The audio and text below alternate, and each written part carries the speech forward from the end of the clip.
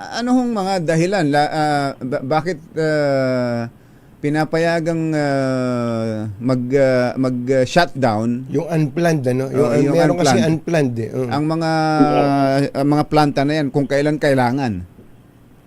Well, yun nga po ang matagal na nating ina-advocate na talagang, although on paper po, makikita nyo na ang akala natin sapat ang supply ng kuryente, makikita nyo na sa panahon ganito na konting pitik lang po sa sistema, mararamdaman na agad ng consumer na mawawala ng kuryente. Kasi dapat po sa isang resilient na sistema, pag may ganyang aberya, at nangyayari po ito, nangyayari talaga yan, pwedeng magkaroon ng aberya sa generation, pwedeng magkaroon ng aberya sa transmission, pwedeng magkaroon ng aberya sa distribution.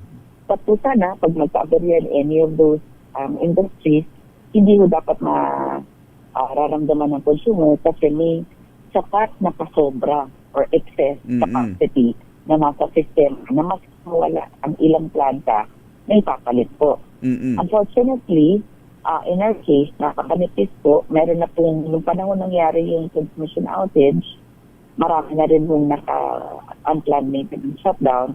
Tapos po, napakainit ng panahon. Sinabayan po Kaya ng nga. kasagsagan Oo. ng gamit ng kuryente. Yes. In fact, within the last week or so, na nagpasan ho natin yung gamit ng kuryente noong 2025. So, eto ho talaga natapat itong lahat na ng pangyayaring to dun sa kasagsagan ng gamit natin. Kaya naramdaman ho natin yung pagpalya ng mga ng transmission system at nung nadamay na planta.